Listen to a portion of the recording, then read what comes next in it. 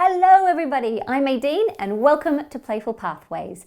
The holiday season is almost upon us, hooray! And as exciting as that is for many of us, I know that for many families it can also be a time of stress and emotional breakdowns and challenging behaviour. So today I want to share with you a few suggestions that can hopefully help you to avoid or at least reduce those difficult situations so that you and your family can enjoy a lovely festive season together. Okay, so we've all seen it. The long-awaited event is underway, whether it be Christmas or a family party or a birthday, and your child, even though they have been so excited and counting down the days, in the middle of it, they have an epic meltdown, or they end up in a fight, or they say that they want to leave. This is a very common and totally normal situation. As exciting and wonderful as these events can be, they often bring with them a change to the normal routine and rhythm of life.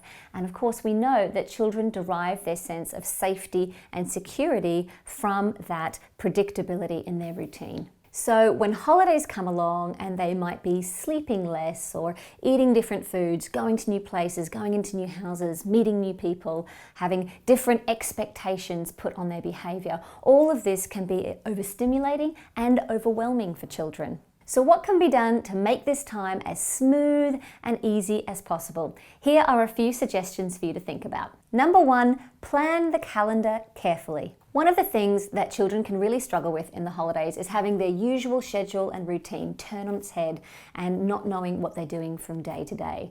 For some of us, that's part of the fun, but for others, this can be anxiety-inducing. One easy thing that you can do is make a calendar that you put up on the wall that everyone can read. So it might be big and bright and colourful, it might have pictures on it, and you want to talk about it and look at it each day so that the children know what's coming up, so they know what to expect and that they can be prepared for it. When you're planning the calendar of events, make sure that you have at least a couple of days in the holidays where you do nothing. And on the active days, make sure that you've scheduled in some time for downtime and relaxation. Having opportunities to rest and have a break in between the activities will put you all in a much better frame of mind to be able to enjoy them, and will also give you the stamina to get through it all. This might mean saying no to some invitations, which I know can be really hard in the festive season.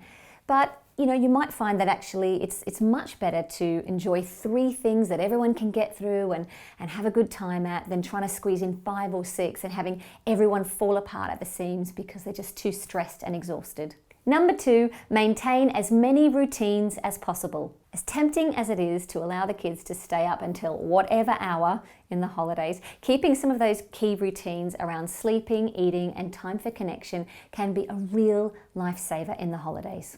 Kids are much more likely to be able to tolerate some unpredictability in the schedule if, for example, the top and the tail of the day feel really familiar and predictable. Having good, regular sleep, eating well, and making sure they're getting a chance to exercise every day is also going to help to keep their energy levels and their mood really stable throughout the excitement of all the festivities. Number 3, get everyone involved. Give your kids jobs to do. Get them involved in things like making table decorations, setting the table, decorating the house, making presents, wrapping presents. Everyone can benefit from that lovely feeling that you get when you know you're being helpful and useful.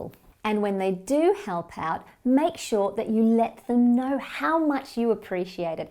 Children are typically inclined to repeat behaviour that gets them attention. So your enthusiastic acknowledgement of their help and their assistance is really going to encourage them to do more of that.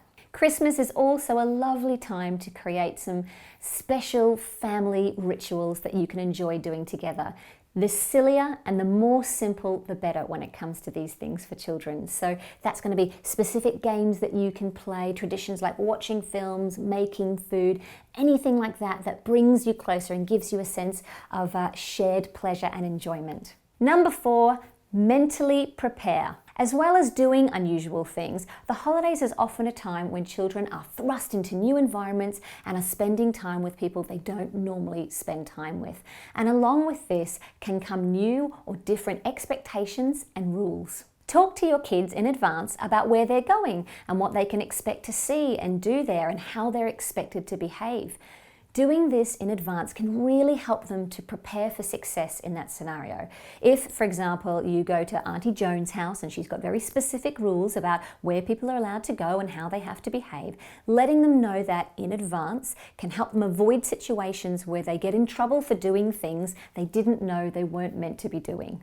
Likewise, talk through plans that they can follow in challenging situations should they arise. So, for example, if your child has a particularly difficult relationship with a cousin, then talk about it beforehand. Discuss your concerns and talk about what happened last time they met and how they perhaps could do things differently this time. Talking about and planning these things through beforehand will really give them a much better chance of making better choices in the moment.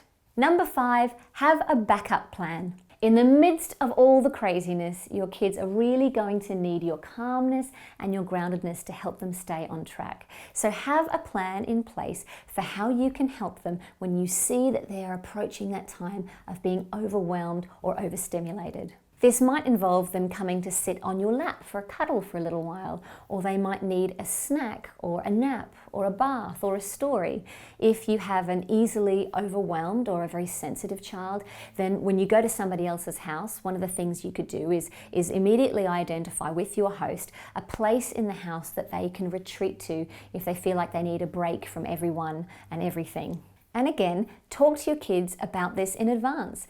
Acknowledge that family gatherings and holidays can be really full on and exhausting and that you want them to have a good time, and that might mean that there are times, occasions when they need to step back from the party for a little bit.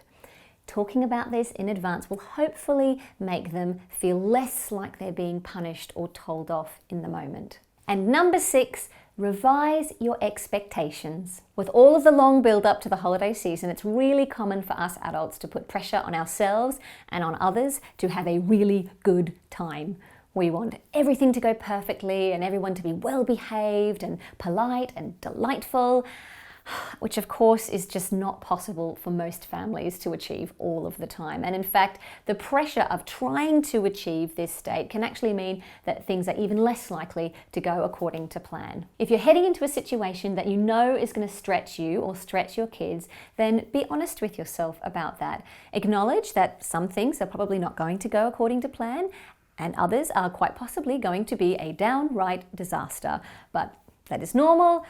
And that is okay. If you have very young kids or you have children with additional needs and you're worried about what other people might say, then talk to the other people in advance and let them know the situation so that they can revise their expectations. And finally, remember that it's meant to be an enjoyable time of the year. While you might have some obligations, make sure that you've got time to enjoy doing simple, lovely things with the people that you love the most. Remember, the memories that we often treasure best are made up of those little moments between the big things. And that's it from me. I hope you found a couple of useful suggestions in there. If you liked this video, then please press subscribe and check out the others on my channel. And if you like what you see, why not visit my Patreon page where you can find out about supporting Playful Pathways so we can keep making more videos and other content for you. Thanks very much for watching and have a lovely festive season. Bye.